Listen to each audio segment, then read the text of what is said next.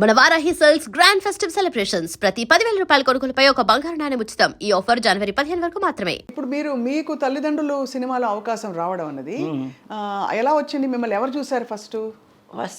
ఇక్కడ వెంబటి చిన్న సత్య మాస్టర్ గారి దగ్గర నుంచి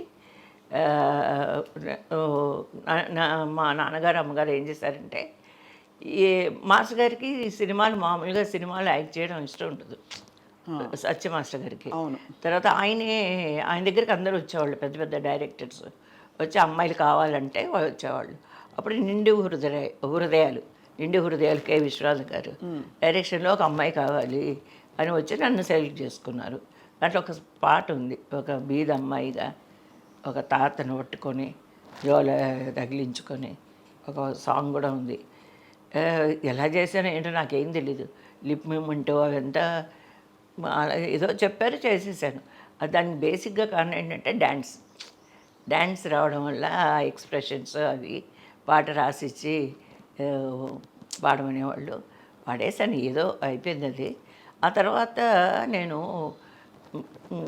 పెద్ద మనిషి అయిన తర్వాత మా నాన్నగారు అమ్మగారు ఇంకా అక్కడ ఉండకూడదని చెప్పి షిఫ్ట్ చేసి వేరే. అప్పుడు మా అమ్మగారు నాతో పాటు ఉండేవారు. ఎంఎస్ శైవ గారు మాస్టర్ గారు వాళ్ళ ఫ్రెండ్సే. ఎంఎస్ శైవ గారు వచ్చి ఇక్కడికి సత్యం మాస్టర్ గారి దగ్గరికి వచ్చి, బాబా మంచి అమ్మాయిలంతా సత్యం పట్టేశావు నువ్వు, అందమైన వాళ్ళంతా పిల్లలందరూ నీ దగ్గర ఉన్నారు అని అప్పుడప్పుడు వచ్చి మాట్లాడి వెళ్ళేవారు. సరే, అందుకని మాస్టర్ గారు ఎంఎస్ శైవ గారు ఒక మాస్టర్ గారు ఉన్నారు అని తెలిసి మేము మళ్ళీ ఆ మాస్టర్ గారు, ఎందుకంటే అరంగరేట్ అవ్వలేదు కదా, మేము అనుకున్న పని అవ్వలేదు. మేము వచ్చింది, మా నాన్నగారు మా అమ్మగారు నన్ను తీసుకొచ్చింది జస్ట్ డ్యాన్స్ నేర్పించడానికి. అవును. అరంగేట్రం చేయించాలి, మా అమ్మాయికి డ్యాన్స్ అంటే ఇష్టం, ఇంతే. ఇంక సినిమా అసలు ఇదే లేదు, థాటే లేదు. తర్వాత ఎంఎస్ చేసేటప్పుడు శైవ మాస్టర్ గారి దగ్గర నేర్చుకుంటున్నప్పుడు అప్పటికి కరెక్ట్గా 13 years వచ్చాయి నాకు. మా రామ విజేత ఫిలిమ్స్ ప్రొడ్యూసరు, డైరెక్టర్ ఇద్దరు బ్రదర్స్. వాళ్ళకి మా మాస్టర్ గారు ఫ్రెండ్ అన్నారంట, ఒక 18 ఏళ్ళ అమ్మాయి కావాలి, ఒక హీరోయిన్గా కొత్తగా మేము ఛాన్స్ ఇస్తున్నాం కాబట్టి పేపర్లో వేసాము, మీకు ఎవరిని తెలుసుంటే ఒక మంచి డాన్సర్స్ అమ్మాయిలు ఉంటే చెప్పండి అంటే, అప్పుడు మా మాస్టర్ గారు మా అమ్మగారిని అడిగారు. అంటే అప్పుడు మా నాన్నగారిని అడిగి, సరే చూద్దాం, సెలెక్ట్ అయితే అప్పుడు చూసుకుందాం అనే ఉద్దేశంతో అప్పుడప్పుడే ఫొటోస్ తీశారు. నా ఫొటోస్ సన్నగా ఉండేదాన్ని. ఓకే, అప్పటికే 2000 ఫొటోస్ వచ్చాయంట, 2000 ఫొటోస్ వచ్చాయి కంపెనీకి. వచ్చినప్పుడు నా ఫోటో తీసుకెళ్ళి మా మాస్టర్ గారు ఇచ్చారు. 2000 ఫోటోల్లో మీ ఫోటో? నా ఫోటో. అప్పుడు నన్ను సెలెక్ట్ చేసుకున్నారు. అది చేసుకున్న తర్వాత పెద్ద సంతోషం లేదు, ఏమీ లేదు.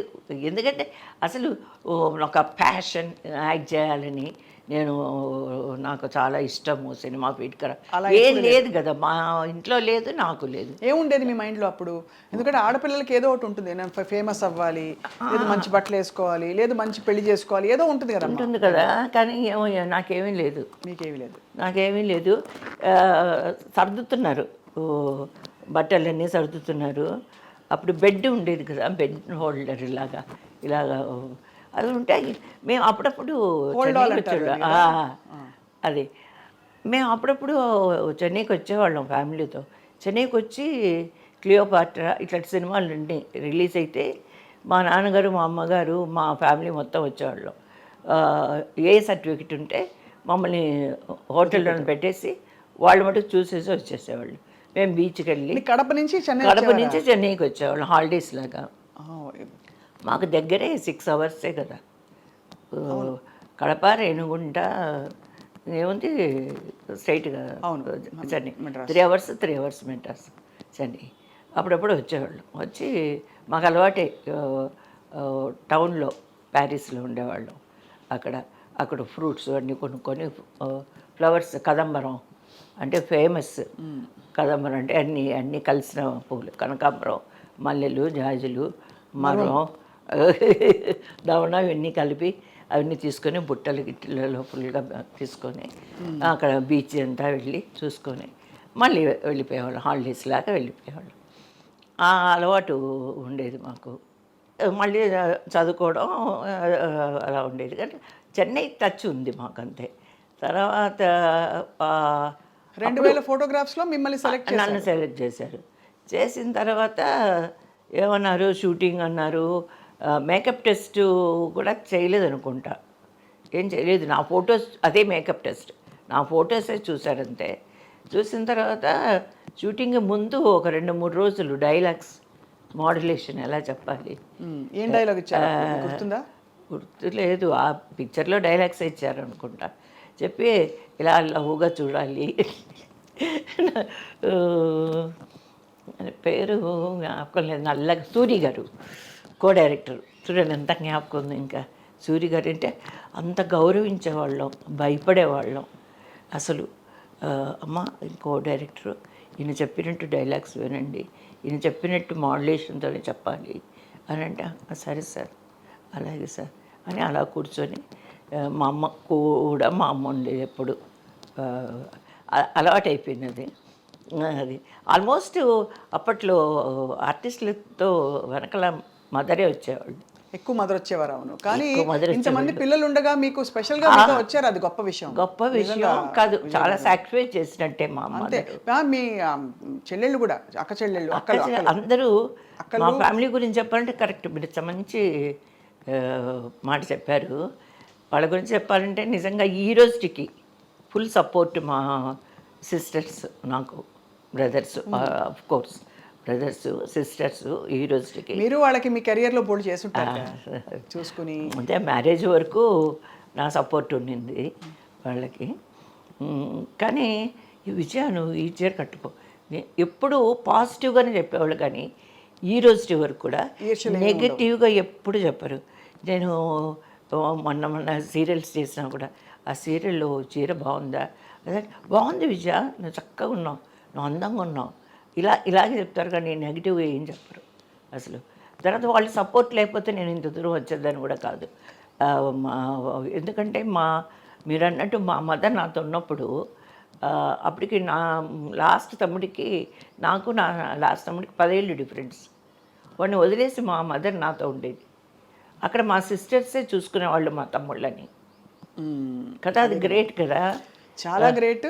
చాలా వాళ్ళందరూ అర్థం చేసుకుని ఆల్మోస్ట్ ఇది మీకు భగవంతుడు అనుకున్న ఒక వరమే. ఇదంతా కూడా బ్లెస్సింగ్సే నాకు నిజంగా. ఇప్పుడు అనుకుంటే ఇవన్నీ చూడడానికి మా నాన్నగారు లేరు, కానీ మా మదర్ చూశారు. నా యొక్క అప్కమింగ్ నేను చేసిన సినిమాలు Tamil field, Telugu second innings చూడలేదు మా మదరు.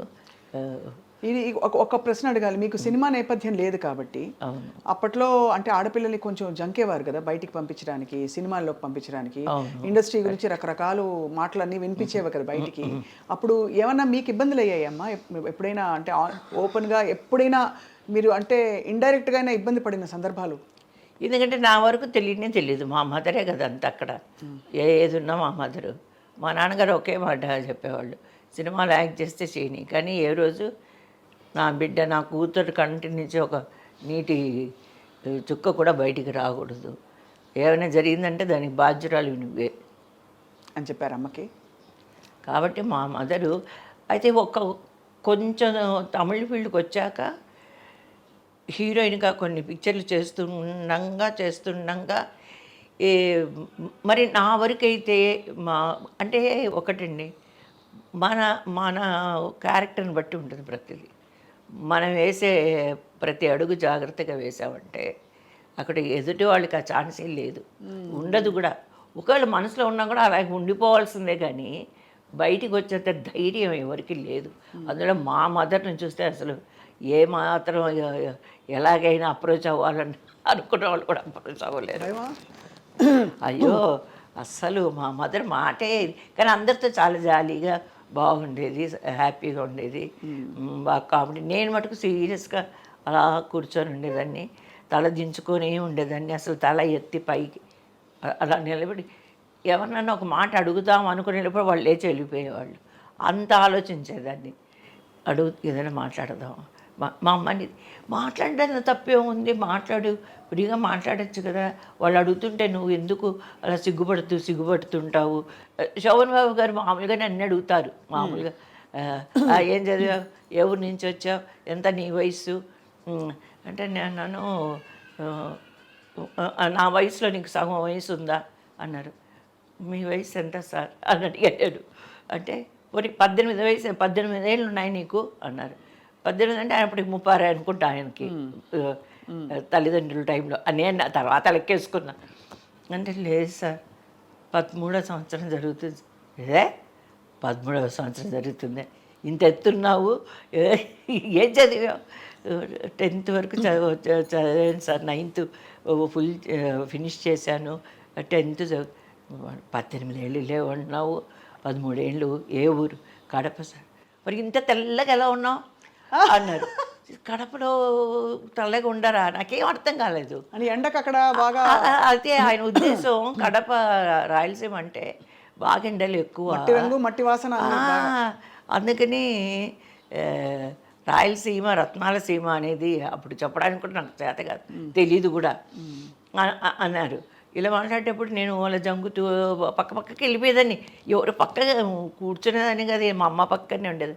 మా అమ్మ ఏమో అనేది, వాళ్ళు మాట్లాడుతుంటే మాట్లాడడంలో తప్పే ఉంది, మాట్లాడంటే నాకు భయం మమ్మీ, భయమ్మా, నాకు భయమ్మా అనేదాన్ని.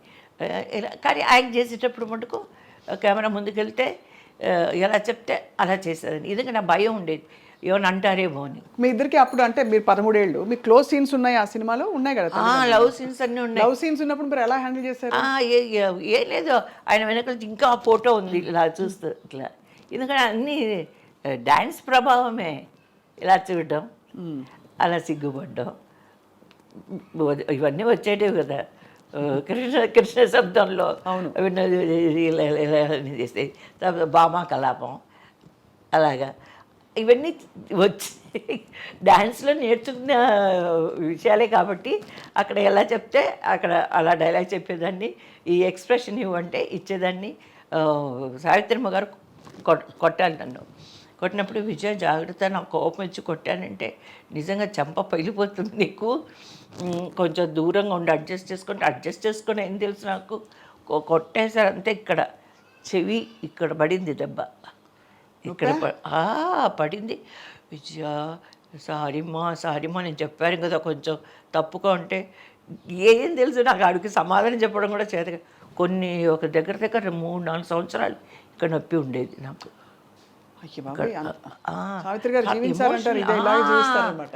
అవును, చాలా ఎమోషనల్. ఆవిడ ముందే చెప్పారు కూడా, కొంచెం జాగ్రత్త అమ్మా అలా కొంచెం, ఎందుకంటే తెలియదు కదా మనకి. ఇప్పుడంటే నేను పిల్లలకి కూడా చెప్తాను, ఈ గయ్యాల క్యారెక్టర్లు చేసేటప్పుడు నాకు బాధగా ఉంటుంది పిల్లల్ని కొట్టడం అదంతా. అప్పుడు నేను ముందే చెప్తాను, మామూలుగా ఇలా కొడితే అసలు మామూలుగా నాకు చురుకు చెయ్యి కొంచెం నూనె పడ్డా కూడా చాలా ఇదిగా ఉంటుంది అంటారు. మా అమ్మాయిని ఎప్పుడన్నా ఎలా అంటే, మమ్మీ చాలా ఇదిగా ఉంది మమ్మీ, చురుగ్గా ఉంది నీ దెబ్బ అంటుంది. అలాగా అందుకే నాకు భయం పిల్లల దగ్గర డీల్ చేసేటప్పుడు చెప్తాను. అందుకని కావాలంటే ఇలా కొడతాను, ఇలా కొట్టేది, ఇలా కొట్టేది, ఇలా అనేసి తర్వాత గాల్లో కూడా అంటారని వినికిడి. అవును, గాల్లో ఇది సౌండ్ రాగానే సౌండే రికార్డింగ్ దాంట్లో అంతా. సో అలా మీరు అద్భుతంగా మీకు ఆల్మోస్ట్ రాసి పెట్టినట్టు మీరు తల్లిదండ్రుల సినిమాతో ఇలా మొదలుపెట్టారు. తర్వాత వరుస పెట్టి వచ్చాయి కదా మళ్ళీ తల్లి కూతుళ్ళు. అందులో కూతురు క్యారెక్టర్ చేశాను, అందులో మూగ క్యారెక్టర్ అనుకుంటాను. సెకండ్ మూవీ చేశాను. డైరెక్టర్ గారి పేరండి బాపినీడి గారు, డైరెక్టర్ బాపినీడి గారు. యాక్చువల్గా ఆ సినిమా ప్రొడ్యూసరు క్రాంతి కుమార్ గారు, తల్లి కూతుళ్ళు ప్రొడ్యూసరు క్రాంతి కుమార్ గారు, ఫస్ట్ మ్యూజిక్ డైరెక్టర్ చక్రవర్తి గారు. ఇవన్నీ కాంబినేషన్లు. ఇప్పుడు నాకు వచ్చే రీల్స్లో సినిమాలు చూస్తే సినిమా పేర్లు తెలియదు. ఆ సినిమా వేలుగారితో చేస్తే వేలుగారు అనేవాళ్ళు నేను ప్రెగ్నెంట్గా ఉన్నప్పుడు. అమ్మా నువ్వు నీ ప్రెగ్నెంట్ నా దీనికి వచ్చింది అనేవాళ్ళు. ఏంటంటే ఇక్కడ మన ఇద్దరం చేసి చేసి చేసి చేసి నువ్వు ప్రెగ్నెంట్ అయ్యావు, సినిమాలు ప్రతి వైవిధ్య గారితో కాంబినేషన్ అండి, ఆవిడ ప్రెగ్నెంట్ అండి అంటున్నారు అనేవాళ్ళు. ఇక్కడ అక్కడికి 24 సినిమాలు చేశాను. అది మన టాపిక్ మారిపోతూ ఉంది. మారిపోయింది, ఏం పర్లేదమ్మా, పర్లేదు. మీరు